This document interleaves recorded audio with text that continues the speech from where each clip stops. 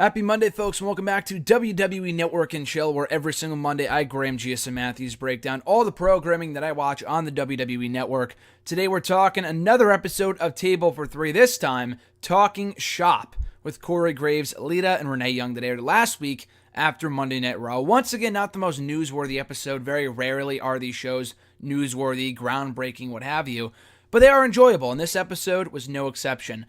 Once again, taking place over WrestleMania 33 weekend, which is why there has been so many Table for Threes recently with Eve Torres, Kelly Maurice, The Nation of Domination. We had another episode recently with Ric Flair, Randy Orton, and Bruno Sammartino. A lot of Table for Threes recently because they were all recorded over WrestleMania weekend. I believe this is the last one for now. I know we have a Bring It to the Table next week.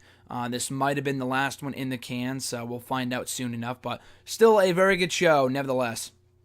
We start off the episode with Corey Graves randomly talking about how he leaves places, unexpectedly without saying goodbye. Because if people, say, hey, stay another 5 more minutes, whatever, Corey Graves apparently succumbs to the pressure and stays a little longer. So I'm sure many people can relate to that, which was pretty funny.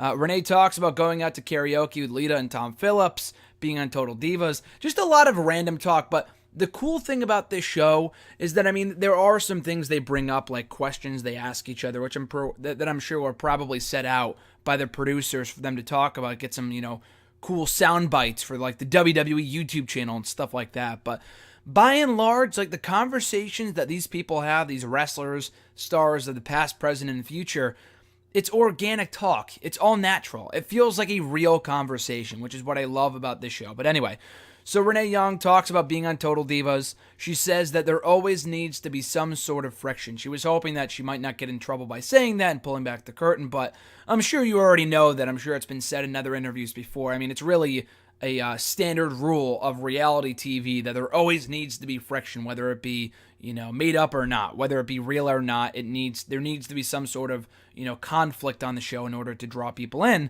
And Renee Young talks about how there really is never any conflict between her and Dean Ambrose. I'm really only sure, I'm pretty positive the only reason they put her on the show was because of, the outpouring of fan support for Renee Young and Dean Ambrose. They are one of the most beloved couples, if not the most beloved couple, in the WWE right now. And, along with Nikki Bella and John Cena, Brie Bella and Daniel Bryan, Naomi and Jimmy Uso, or Jey Uso? No, it's Jimmy Uso. And Renee Young and Dean Ambrose were up on that list, and people wanted to see more of them, blah, blah, blah. So they're like, wow, what a great idea. Let's get Renee Young on the show. And now, I'm sure this took place even before the latest season wrapped up. So the news didn't break until many months later, until like literally just recently, that Renee Young will not be back for the next season of Total Divas, which she obviously is not happy about. Say what you will about the show, but that's one less show for Renee Young to be on, along with Talking Smack being no more as a weekly show, along with Unfiltered being canceled too, which I've also talked about here on WWE Network and Chill. But anyway, so she talks about being a Total Divas, that her and Dean Ambrose are always doing their own thing, and how they're not that kind of couple that always needs to be doing the same thing at the same time, but they're always seeing each other on the road and whatnot. And this was also before the Superstar shakeup, mind you, before Dean Ambrose went to Raw and Renee Young stayed on SmackDown. But she talks about how her and Dean are their own people and they do their own thing and that kind of thing. Corey Graves talks about becoming a commentator, that in-ring transition from being an in-ring competitor to becoming an on-air commentator, and they showed the footage of him making his announcement that he was retiring from in-ring competition back at NXT TakeOver R Evolution in December of 2014. But he admits he has fun doing it. He loves doing commentary, which is very obvious. I think it's very apparent with the wrestlers, too, that you can really honestly tell whether someone is having fun what they're doing or they couldn't care less what they're doing. Like Dolph Ziggler, for example. He's a guy, to me, that I see on TV every single week, and it seems to me that he's not having fun anymore, if he ever had fun to begin with. I think he did. But Corey Graves, when he's out there on commentary, the guy's awesome. He's like our modern-day Jesse the Body Ventura on commentary. But it seems like it's very apparent that he's having fun out there, which he admits in this episode, which is cool. Lita also talks about doing commentary back in 2004, which I had no idea about, by the way. I don't know if it ever made Raw. I doubt it. She said it was on Heat. So if you could find those episodes online, I'm sure they're out there. She was out injured for about a year with that broken neck injury. So with that broken neck that she had, so they put her on commentary just to make good use of her. And she said she was terrible. Whether she was or not, I have no idea, but I could believe it just because she was never the most amazing analyst. We never really heard her on commentary on any of the major shows. I know she's doing commentary for the upcoming May Classic, which you probably did not even know about at the time this was filmed. This was filmed over WrestleMania weekend, and they made the announcement for that show that very same weekend. I'm sure she had no idea she'd be commentating it alongside Jim Ross of all people. But I can't believe that just because she was never the most amazing analyst on the WWE Network. But we'll see how she fares on commentary later on this summer. But she talks about how it was hard because she wanted to wrestle. And I'm sure Corey Graves deals with the same thing, even though it's been 2-3 years by now. I'm sure he still feels the same way, that he would rather be in the ring.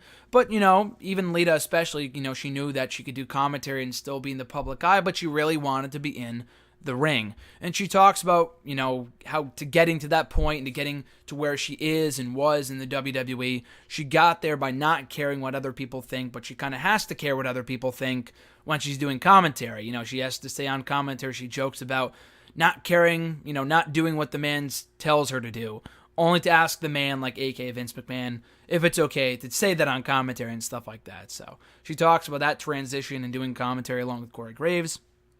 They then talk about, not that they lost me here. I'm not the biggest, I love music, but I'm not the most musically inclined person or most knowledgeable about music, if that's the right way to put it, I guess. But they talk about the best concerts they've ever been to. I forgot which band they talked about, but they do bring up how all of them went to different concerts without each other at certain points. I think Lita and Renee Young went to a concert without Corey, and they were all very good friends by this point, by the way. But they talk about Renee Young and Lita going to a concert without Corey, and then Corey went to a concert with Sami Zayn instead of Lita, after Lita texted him and asked him what he was doing that night, and he didn't respond, which was pretty funny, and I'm sure pretty typical for a lot of people. Then they talk about who they met, who they freaked out over, who they were just astonished to meet, who felt like they were larger than life and that kind of thing. Lita admitted that it was Pee Wee Herman of all people. Paul Rubens is his real name, which I had no idea, by the way.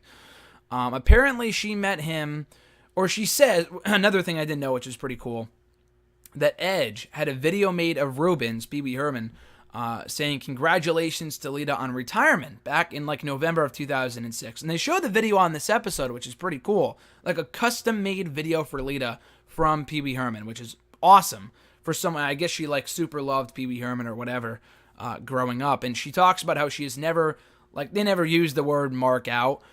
She never really internally marked out over meeting anyone while in wrestling except for Pee Wee Herman. So then they finally interacted, and she got a picture with him, and she freaked out, and she said she was ashamed because she was completely nervous. She said nothing. She was frozen in stone. Then she kind of made up for it when they did a pre-tape on Raw many years later in November of 2010, and he was kind of on her turf then. So I guess he's a big WWE fan. He's been on Raw a few times. I know he was at WrestleMania 27, I think. He did that pre-tape on Raw many years ago. He has not been seen on WWE TV since, but I guess he's a big WWE fan, which is cool. Corey Graves talks about meeting The Rock, which I think was in FCW.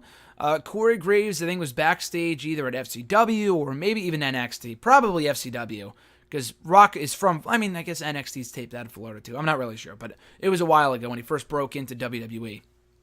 William Regal approached him and said, hey, I want you to meet Dewey. And Corey Graves is like, oh, maybe it's his son, maybe it's his, nephew or something, Dewey.